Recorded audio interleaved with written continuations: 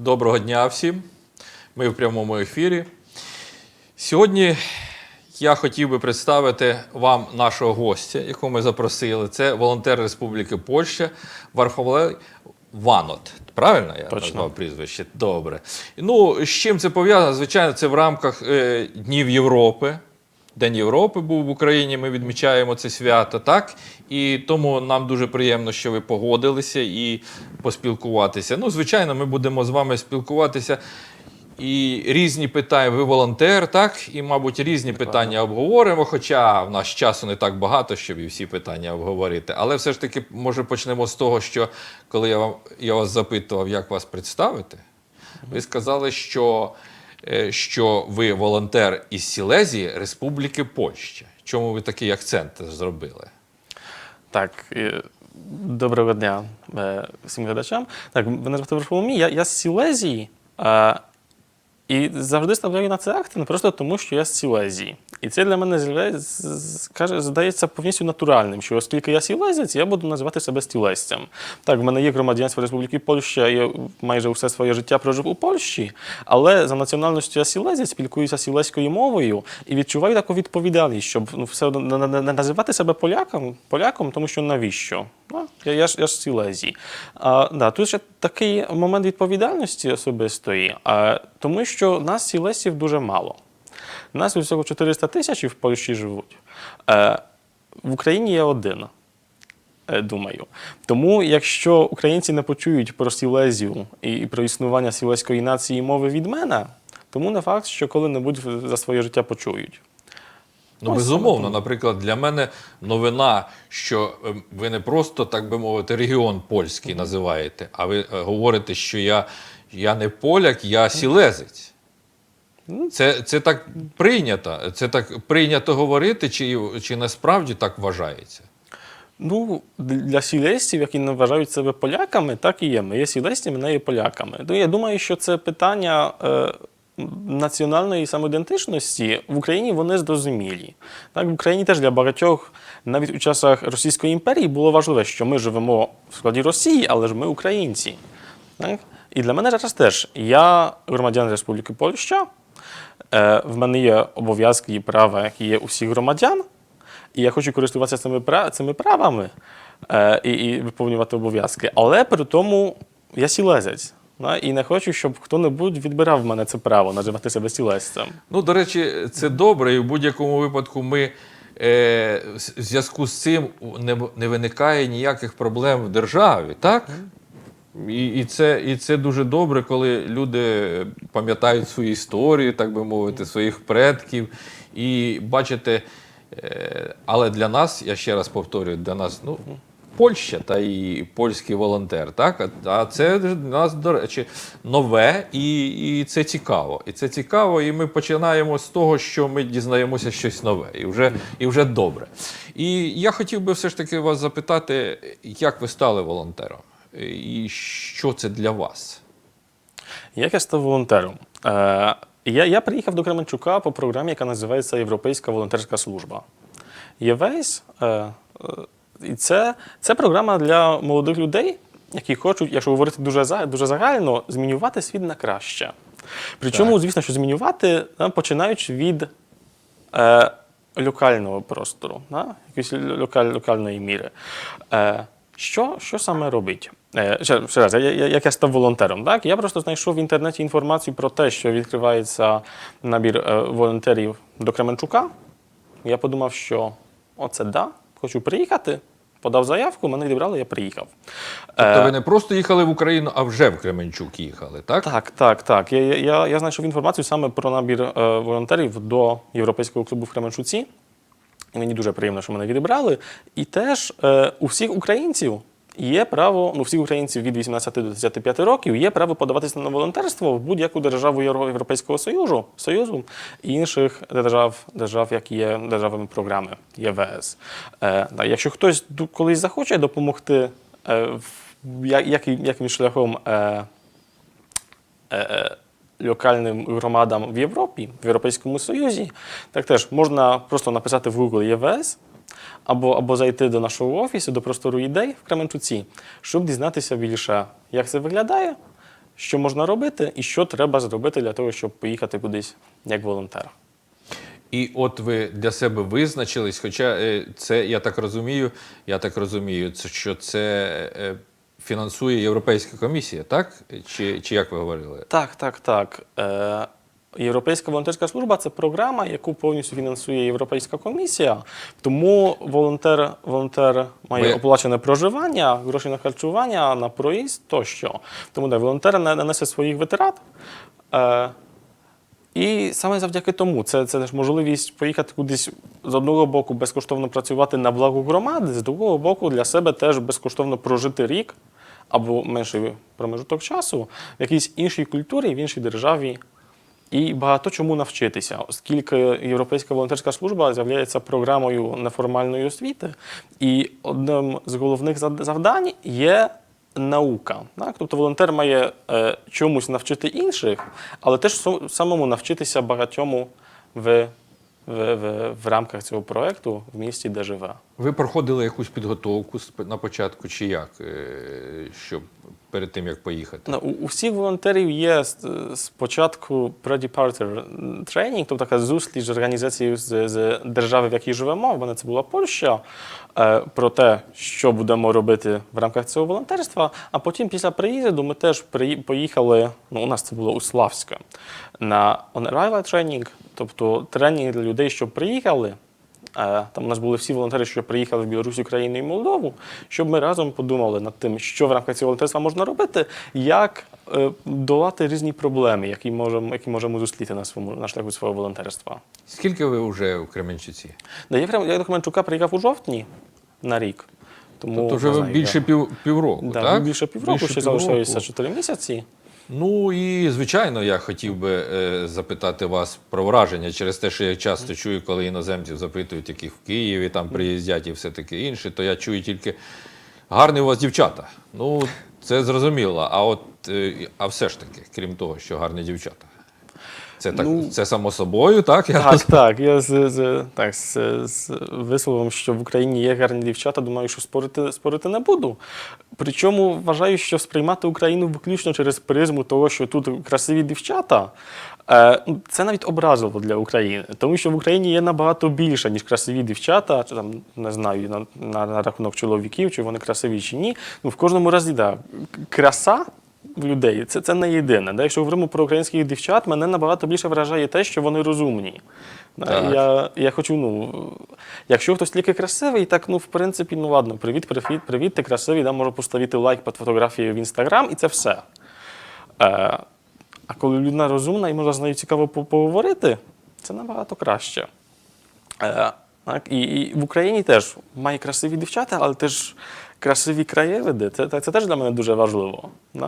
Приїхати і дивитися увесь рік виключно на дівчат, це теж таке, може надоїсти після якогось часу.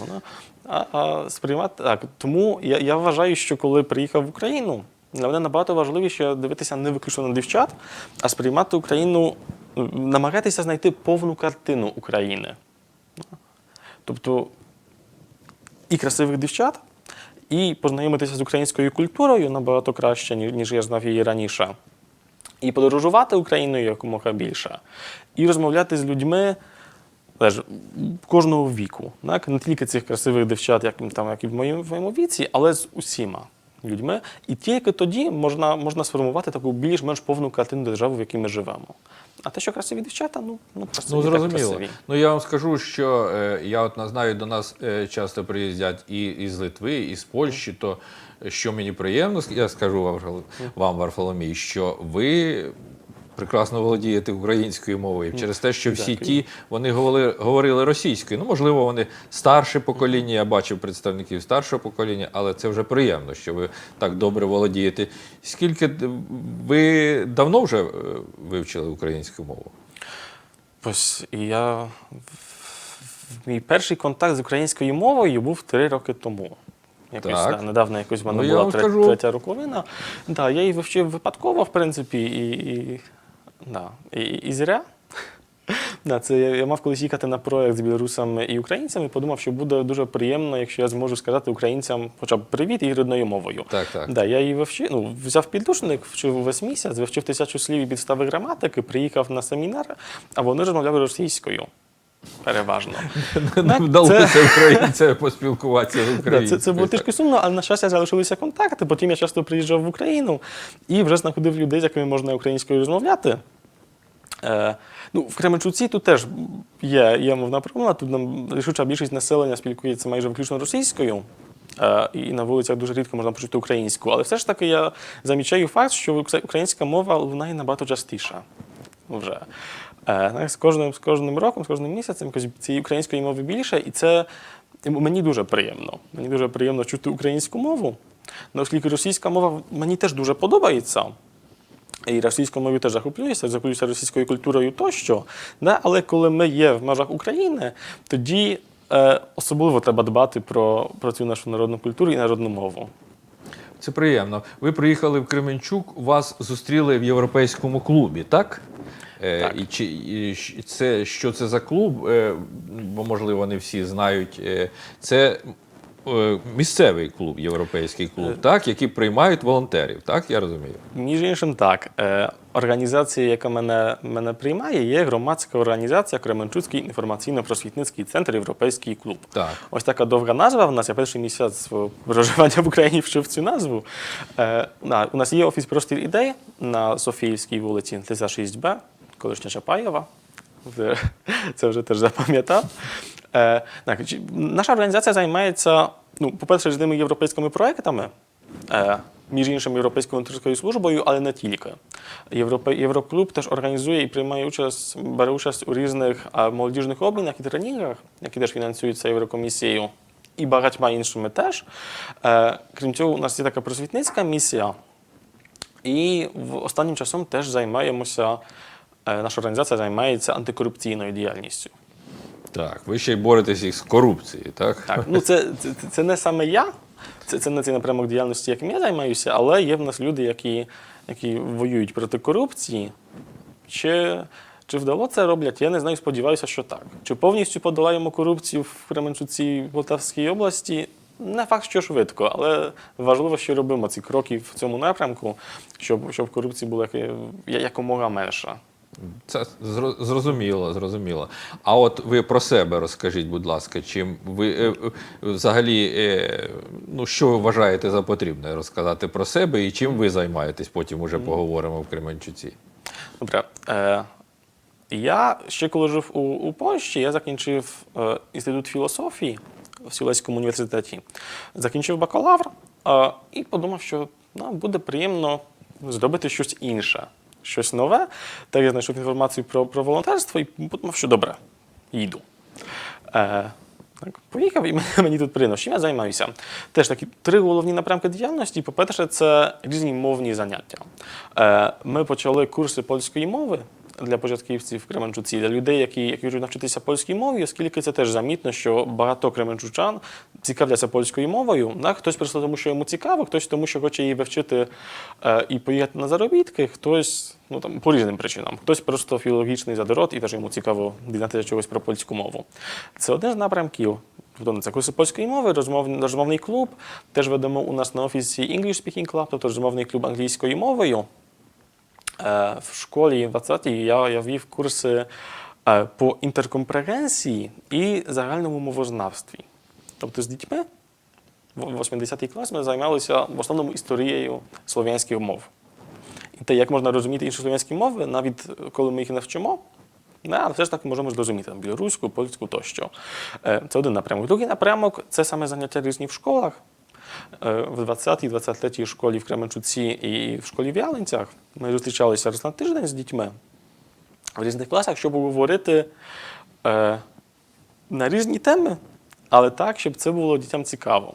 Тобто ми говорили про Європу, Євросоюз як інституцію, європейські цінності, можливості їх втілювання в життя в Україні, теж про якісь елементи сілеської чи польської культури, про те, що в нас спільного і чим відрізняємося, чим різнимося між собою.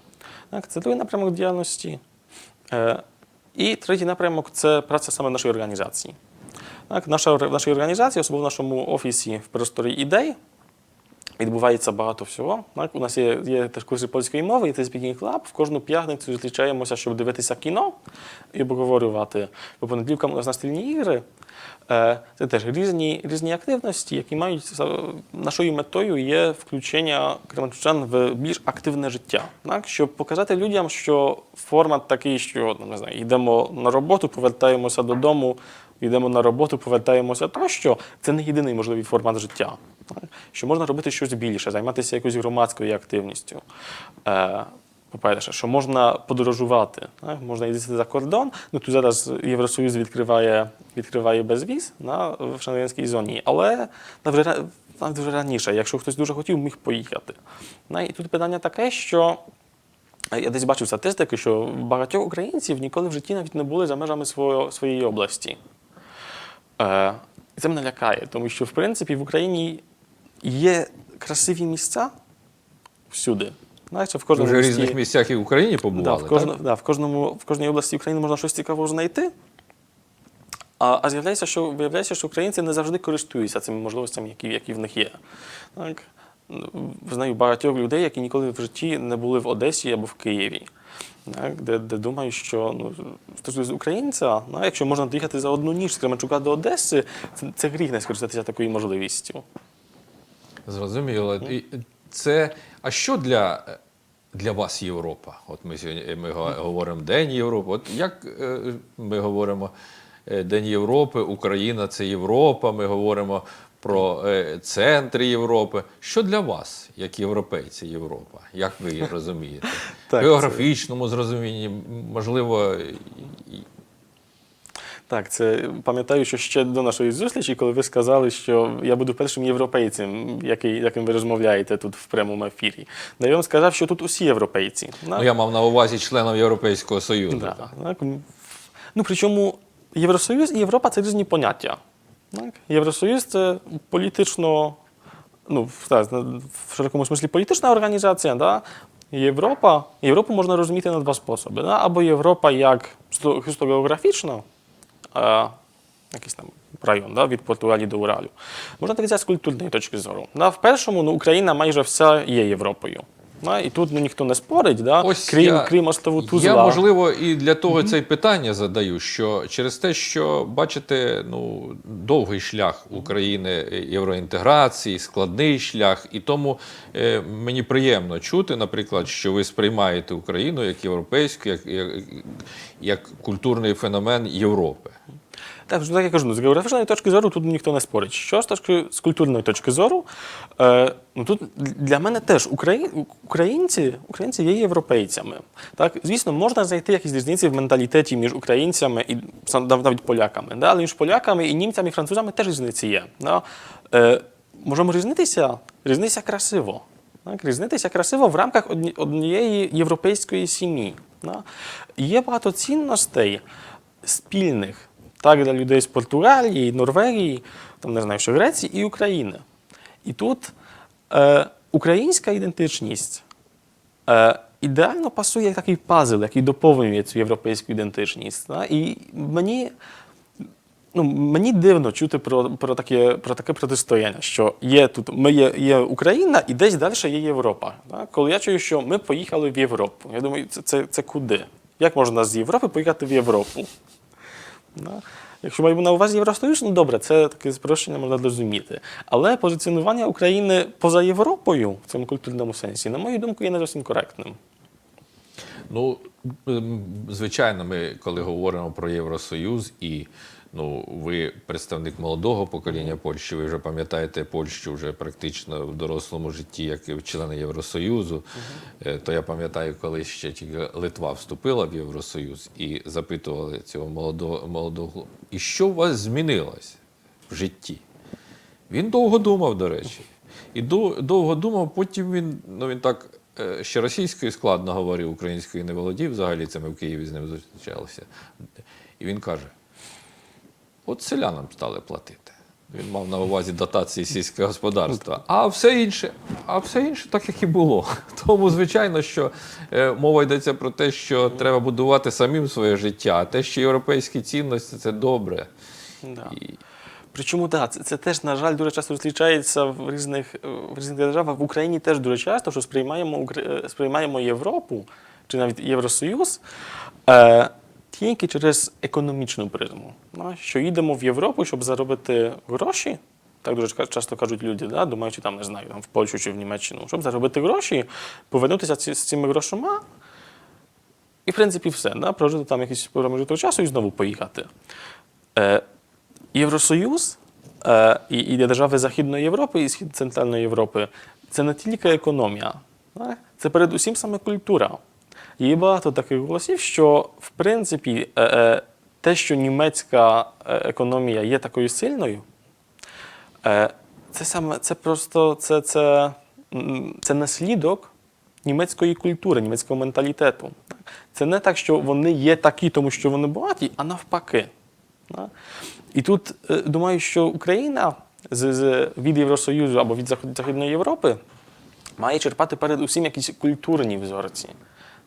Не тільки гроші, не тільки можливості поїхати на заробітки, а саме ці культурні взорці, знайомитися з європейськими мовами, європейською літературою, мистецтвом, всім тим, що створює Європу. Оскільки, якщо в чому говорити про різниці між Україною і рештою Європи, тут, в принципі, дуже важко знайти хоча б одну різницю, яка була, яка чітко відрізняла б Україну від решти Європи. Щось такого нема. Якщо говоримо, не знаю.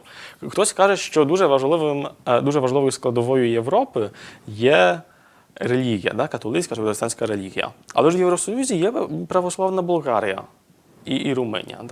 Якщо говоримо про те, що Україна не може бути Європою, тому що тут дуже сильна радянська спадщина, чи ще раніше у нас в історії є дуже сильний вплив Російської імперії. Але ж в Євросоюзі є Естонія, Латвія, Литва, які теж були частинами Російської імперії, потім Радянського Союзу. І багато держав, які теж були під впливом Російської імперії, чи потім, навіть якщо не були частиною Радянського Союзу, так були під його впливом, як Польща. Тому таке ставлення теж, на мою думку, не зовсім коректне. Говорити там різниці між Україною і Європою. Одної чіткої нема. Неможливо знайти. Бачите, часто ж і європейці, і українці думку складають. А ви знову сказали європейці і українці. Бачите, через те, що оце уже про те, що ми чуємо з засобів масової інформації. І ми говоримо Україна і Європа. Можливо, це добре, ми з вами спілкуєтеся, і ви мені зауваження зробили, і, наприклад, і хто нас слухає, можливо, і правильно, на цьому не треба акцентувати увагу. Тому що ми є, і коли ми говоримо про Європу, то ми говоримо Україна і Європейський Союз, передусім.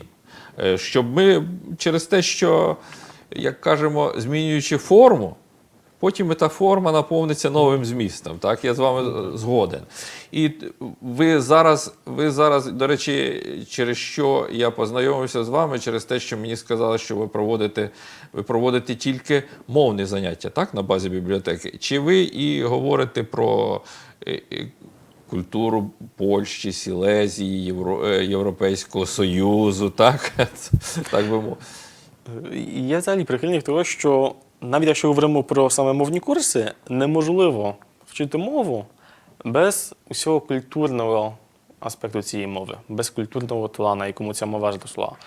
Коли говоримо про польську мову, це неможливо робити без польської культури. Я кожен урок закінчую польською піснею. Дочитаємо, робимо аналіз короткий, переклад українською, часом або російською. І потім її співаємо. Да? І з цих пісень можна теж зрозуміти якісь елементи культури, про які навіть не завжди уявляємо собі, що вони існують. Я теж, коли веду ці мовні курси, набагато краще починаю розуміти структуру польської мови і якісь елементи польської культури, чи навіть з моєї сілеської. Да? Курсів сілеської, на жаль, ще в нас нема. А то людей небагато, які можуть вчити сілеську мову. Знаєш, хтось захоче звертатися до мене, я з радістю проведу курси сілеської мови для всіх бажаючих. Так. Це таке, тому повне... Бачите, ви ж сказали, що ви філософ за освітою, так? І тому, звичайно, філософський підхід і до мови, і до історії мови – це і цікавіше. Це ж і цікавіше не просто вивчити слово та що воно означає, а просто говорити як про живий організм, мову польську, українську. Близькі, як ви вважаєте? І близькі і різні, можна так говорити? Про мови так. Про мови, звісно, можна говорити, що вони близькі.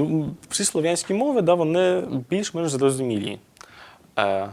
Якщо говорити чітко, повільно, так всі зрозуміють. Навіть македонську можна зрозуміти, якщо дуже хочеться. Тому, вони близькі, звісно, є різниці. У нас в бібліотеці, на бібліотеці на Соборній, здається, 2 тижні тому, бо в минулому тижні навіть був якийсь День Європи, де я говорив саме про Сілезію і Україну, про те, що в нас спільного. Тому що дуже часто, коли люди чують, Сілезія, це десь дуже далеко, не розуміють того, що, в принципі, не настільки вже далеко. Ви поясніть, Сілезія, де цей регіон в Польщі, і яке центральне місто цього регіону, щоб орієнтувалися? Верхня Сілезія – це південь Польщі і північ Чеської Республіки. Найбільше місто – це Катовіце. Так. Про що я казав? Я говорив про спільні моменти. Що в нас спільного між Україною і Сілезією? Коли я спочатку задав питання, що в нас спільного, ніхто не вміг сказати. Що там може бути спільного в далекій Сілезії. Виявляється, що багато чого. І з історичної точки зору. І навіть з мовної точки зору теж спільні моменти є. Проблема така, що не завжди хочемо їх шукати. Це українці, які думають про Польщу, теж думають про те, що там можна заробити гроші, а про якісь спільні моменти в історії, в культурі тощо, це не згадується. На жаль. І в Польщі теж українська культура, люди не усвідомлюють того, наскільки сильними є зв'язки між Україною і Польщею, і наскільки сильними були впливи польської культури для української і навпаки. Це десь 3 роки тому в польському, є в Польщі передача на телебаченні, якийсь The Voice of Poland, «Голос Польщі» чи щось таке. І там перемогла група, яка співає українською. Тобто і в наступному році там дуже, не знаю, чи перемогли, чи якось там високе місце зайняли група, яка співає лемківською. Тому ці зв'язки є. Причому треба їх знайти, треба їх шукати.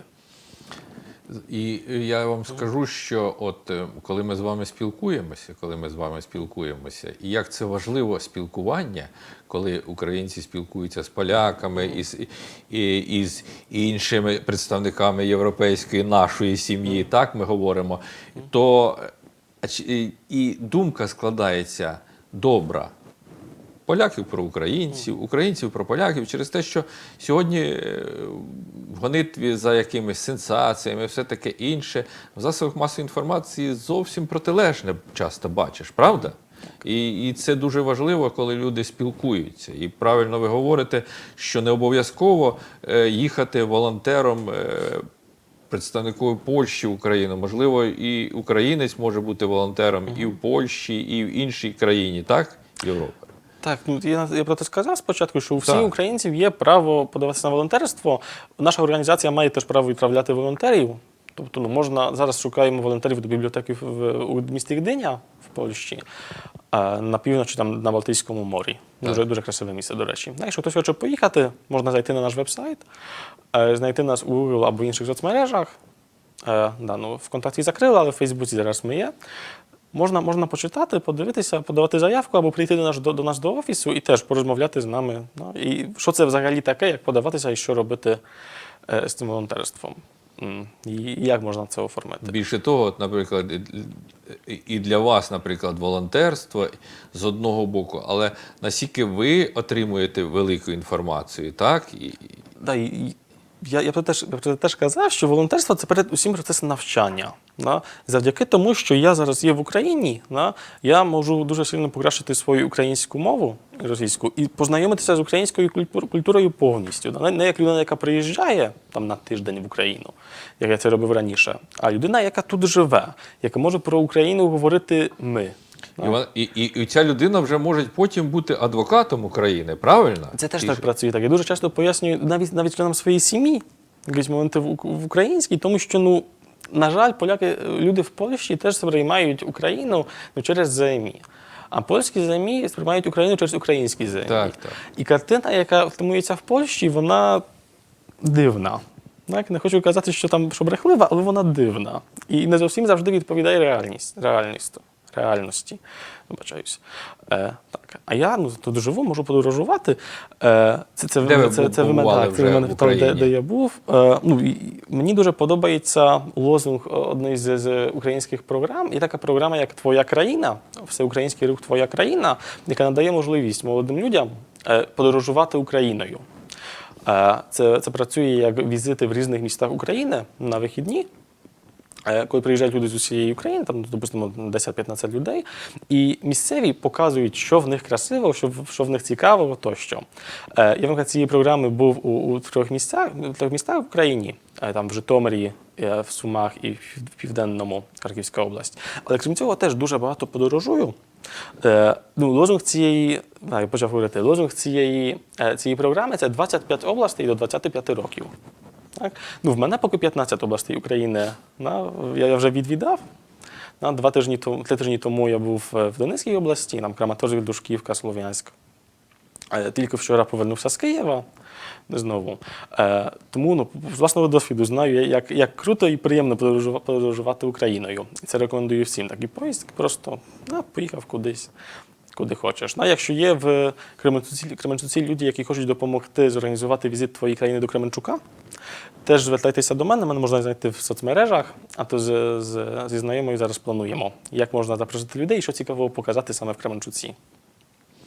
Добре, я думаю, що у нас цікава розмова, і я думаю, можна ще й продовжувати її. Але будемо завершувати обмежені часом. Мені приємно, що ви знайшли таку можливість поспілкуватися зі мною. Я думаю, нас почули, і я думаю, що це добре, коли такі зустрічі відбуваються, і ми це підтвердили своєю розмовою. Я дуже дякую за запрошення. Дякую вам. Всім до зустрічі, до побачення. До побачення.